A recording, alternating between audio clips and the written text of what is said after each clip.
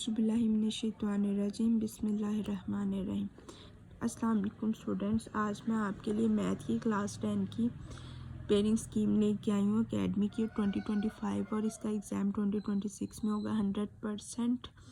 ये confirm scheme है जो पेपर्स में आती है, जिसको फॉलो करके आप अपना पेपर 100% सॉल्व कर सकते हैं इजीली।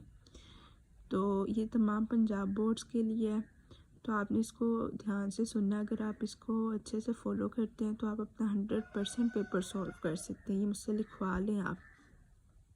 चैप्टर्स हमारे पास जो स्टार्टिंग के हैं वहाँ से शॉर्ट क्वेश्चंस, अगर आप जस्ट एमसीक्यूज और शॉर्ट क्वेश्चंस कर लेते हैं तो आपका जो है 80% पेपर सॉल्व है। 80% आपके मार्क्स जो है ना आ सकते हैं, और 2 चैप्टर्स आप लोगों के लिए कर लें तो।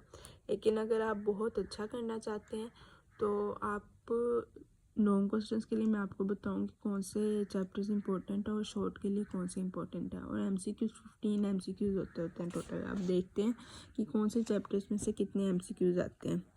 चैप्टर नंबर 1 में से आते हैं 2 एमसीक्यूज, ओके, और 3 शॉर्ट आते हैं। स्टार्टिंग के चैप्टर्स बहुत इंपॉर्टेंट है, इनको आप नहीं छोड़ सकते। और शॉर्ट क्वेश्चन इनके बहुत ईजी और ना बहुत इम्पोर्टेंट हैं, तो इनको आप, अगर आप कहते हैं, आप मुझे कमेंट में बता दीजिएगा अगर आपको किसी शॉर्ट क्वेश्चन की लॉन्ग क्वेश्चन की समझ नहीं आ रही। 10th क्लास की पेयरिंग स्कीम है, तो मैं आपको उसके मुतालिक भी गाइड कर दूँगी, वो भी मैं आपको कम्प्लीटली बताऊँगी।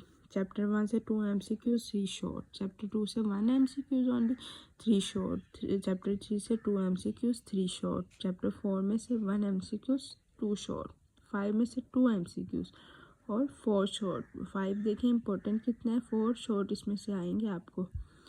6 chapter 1 MCQs 3 short, 7 chapter 1 MCQs 3 short, 8 में से 1 MCQs और 1 शॉर्ट, 9 में से MCQs नहीं आएगा, आपको शॉर्ट आएगा।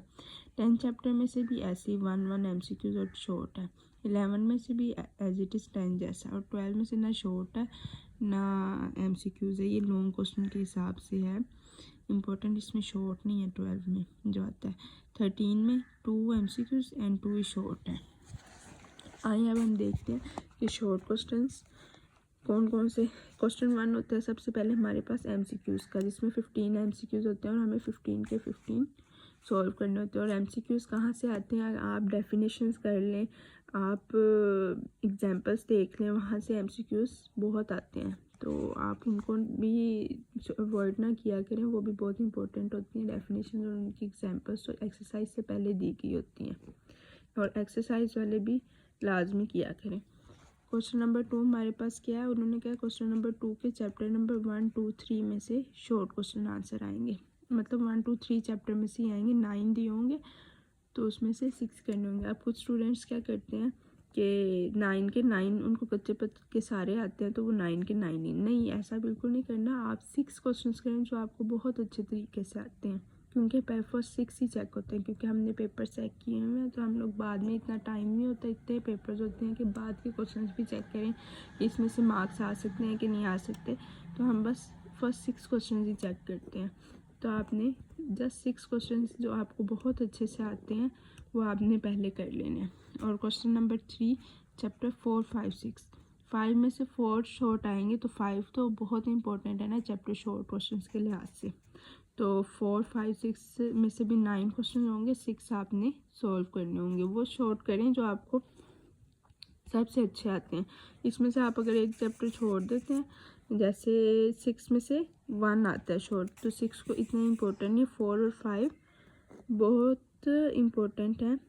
6 में से भी 3 आते हैं, 4 और 5 में से 2 और 4 आते हैं। 4 छोड़ रहे हैं 6 को, लेकिन 5 नहीं आपने छोड़ना, कंप्लीट करना है 5। 9 में से 6 क्वेश्चन आएंगे। क्वेश्चन नंबर 4 के चैप्टर नंबर 7, 8, 9, 10, 11 और 13, जैसा कि मैंने आपको बताया था 12 चैप्टर में से नहीं आते शॉर्ट, तो इसमें भी 9 क्वेश्चन आएंगे, जिसमें से 6 क्वेश्चन सॉल्व करने होंगे।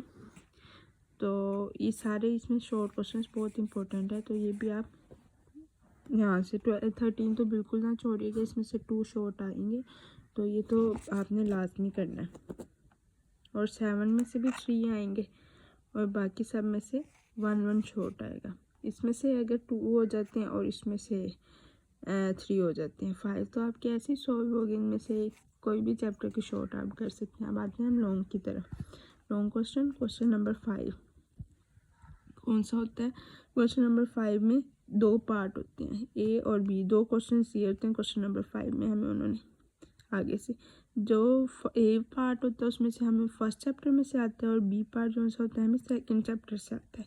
ऐसे क्वेश्चन नंबर 6 में ए पार्ट हमें थर्ड चैप्टर से आता है, बी पार्ट हमें 4 में से आता है, 8 में 7 में से और 13 में से आता है, और 9 चैप्टर में से और 12 चैप्टर में से आता है। ये आपके पास 4 क्वेश्चन है जिसमें से आपने 2 सॉल्व करने होते हैं। तो आपको ये बहुत इम्पोर्टेंट है, इनको भी आपने छोड़ना नहीं है। अगर आपकी शॉर्ट, सबसे पहले अपने एमसीक्यूज़ और शॉर्ट क्वेश्चंस देख लें। शॉर्ट क्वेश्चंस और एमसीक्यूज़ अच्छे से आप सॉल्व करें अपने। अगर उसके बाद आपके पास टाइम बचता है, आप करना चाहते हैं, आप 100% मार्क्स देना चाहते हैं, तो आपको लॉन्ग भी नहीं छोड़ने बिल्कुल भी। अब आप इनमें से देख लीजिएगा जो आपको ईजी चैप्टर्स लगते हैं आप उनमें से कर लें। ये आपकी पेयरिंग स्कीम है, इसको आप ध्यान से देख लें, सुन लें, लिख लें, कहीं पे नोट कर लें। इसके बगैर आपका पेपर सॉल्व नहीं हो सकता। जो लोग बच्चे सारी बुक्स रटने बैठ जाते हैं, सारी बुक्स करने बैठ जाते हैं, अगर उनके पास है, उनकी अच्छी प्रैक्टिस है तो वेल एंड गुड। अगर कुछ स्टूडेंट्स होते हैं नहीं कर सकते, कंफ्यूज हो जाते हैं, तो इस स्कीम को फॉलो करें। इंशाल्लाह आपके 100% मार्क्स ना आए तो मुझे कहिएगा।